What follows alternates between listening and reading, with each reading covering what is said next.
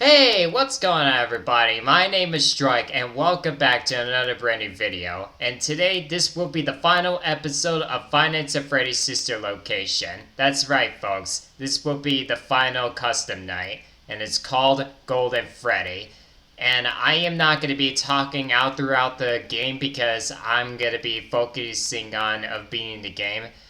And yeah, I'm not gonna talk very much, but I'm gonna also have a commentary of it, as you could say, and somebody's gonna be speaking for me as I go along. A very guest speaker. That's right, folks. A special host is coming on to my video, and wait until you see who it is.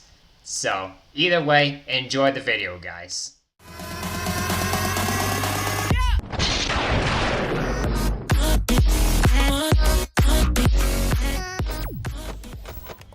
Hi guys. This is Glamrock Freddy speaking.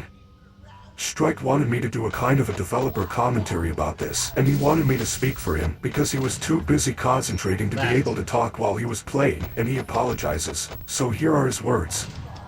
I wanted to kind of shift through the chaos here because if you're watching this, and this is a very messy opening anyway, it seems extra chaotic, but to be perfectly honest, this particular 10/20ths mode is not that bad. Once you get the hang of the rhythm of it, and once you are able to pay attention and focus on multiple different things, it actually turns into an experience that is not too terribly complicated because it is predictable, and when you have predictability, it becomes easier and easier throughout repetition. Now this is difficult because my reaction times were lower because I was having a hard time with this, but I'm not making any excuses about it. I believe that anyone would be able to do this if they had enough focus. So, let me just go over from top to bottom in the terms of the enemies that I'm paying attention to. You may have noticed that I'm saying left and right because that's just a reinforcement to know where Funtime Freddy is because when he flips back and forth, it's easy to lose track of exactly where he is. I double reinforce this by moving the camera over to the side that he's on and then I say it in my brain and out loud so I don't forget. Then I say it every time that he moves so I notice every time, so then I'm able to respond to his call out on whether he's on the left or the right side. So after that, the second responsibility is Foxy. You have to pay attention to Funtime Foxy, and this is a lot like Five Nights at Freddy's 1. You have to keep an eye on the camera so she doesn't leave her stage, because when she bangs on your door, much like Five Nights at Freddy's 1, she does drain your power, and yes, she does. I looked into that.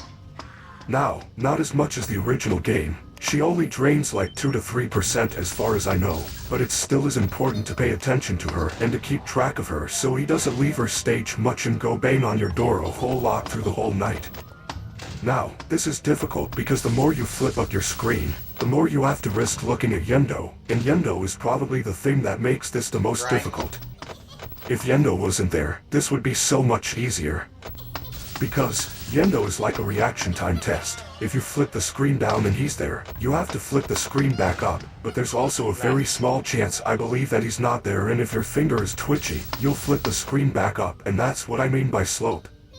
If you see me flipping the screen spastically, it's because right there it's because I was stuck in a loop, of instantly twitching it back up until he appeared, and then I was able to break out of the loop from my own finger. So, he drains your oxygen, and he does it quick, so if you're not instant on bringing the screen back up, you're gonna lose oxygen, and then you're not gonna be able to see anything in the entire game, and then your focus goes off, and this game where this particular mode is broken down into 3 different senses you have to see to be able to know when Lolbit and, Bonnet and Yendo is there. You have to be able to listen to know when Funtime Freddy is doing his thing, when Bidybab doing his thing, and when Baora is doing her thing, and you have to have excellent memory to know where to put your mouse for the cameras and for Bonnet's nose. So there's 3 different things, and if you remove the ability to see, then your whole plan starts to unravel. Not that it's impossible, but it is guesswork at that point. But after that, Yendo is the hard one, and then everything else kind of falls into place. Bonnet is just like, can you put your hand on her nose? It's just kind of following her left. You try to keep your mouse at the same level on the screen every time that you turn back, and unthankfully, it defaults after you put the camera down. The mouse resets position to Bonnet's nose level, which makes it a lot easier, and then you just have to move to the left. The next part is Ballora, Right. and Ballora's easy. Ballora and Bidybab kind of fall into the same category. You're just listening. For Ballora, you're just listening until she gets really close. Bidybab, you only need to listen for the metal vent sound that she makes when she's near your door. When you hear that crumpling of metal, that means that she's very nearby, Right. and you just need to throw down that door in front of you until you hear a bang. You got to be careful when you got a lot of doors down waiting for bangs until all the bangs clear, and then you can go.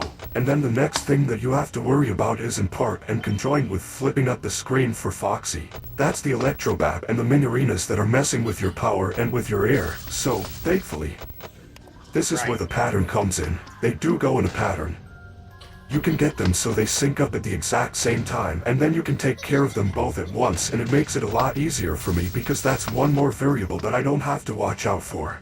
Left. It combines two things into just one thing, so you're technically only messing with 9 animatronics. After that, everything starts to fall into place. You know, you've got Lolbit in the back, and that's a little more memory to move over to the LOL keys, but all of this is like a balance of oxygen. Not so much power, because power wasn't too big of an issue because I was able to get through this with a few percentage left. And I suppose you kind of cheat your way around that. You could brighten your monitor really high. You can turn the gamma up really high on your computer. And maybe you could kind of get through that, but I didn't want to do that because it seemed like a cheap move to do so. And so, all in all, this makes for a very complicated experience. You have to multitask on a lot of things. But it's not impossible even though it seems like it might be. There's just a lot of moving parts and a lot of things that you have to pay attention to. And I have...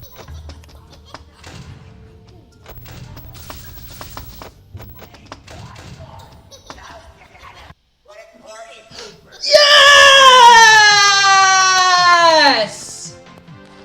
Yeah! In your face!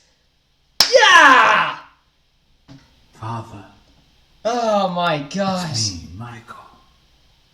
I did it. Oh my gosh, is this actually the secret Found ending? it.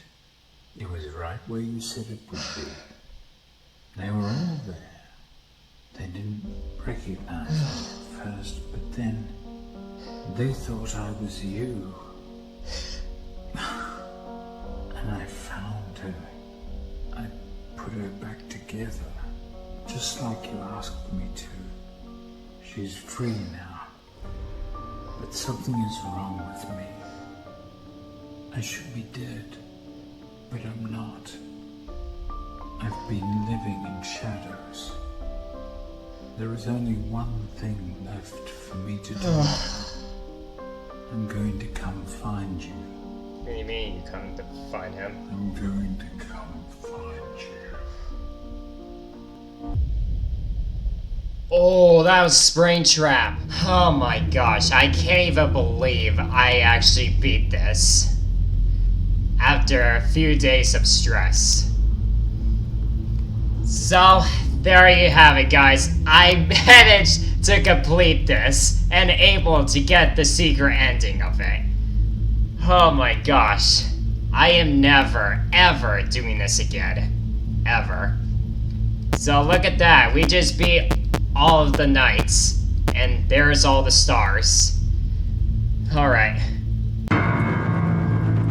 And look at that, guys. We were able to get our 4th star. You see that? That's what happens when you complete all the nights in Custom Night. Well, guys, this has been a very, very incredible experience. So, until next time, guys, we're gonna be doing Five Nights at Freddy's Pizza Simulator. That's right, folks, we are gonna be doing Fnaf 6. And I cannot wait to do that. And I'm very excited for it. On the plus side, I will be adding bloopers into this video as well. Of all the videos of failures and stress that I've been through. So, either way, Guys, I hope you enjoyed this video of Five Nights at Freddy's sister location. Hit the subscribe button and make it great, and also hit the bell so you never miss all future videos. And leave a comment down below in the comment section of what you do next. So, till then, I'll see you guys later. Take care. Have a fantastic day, everyone.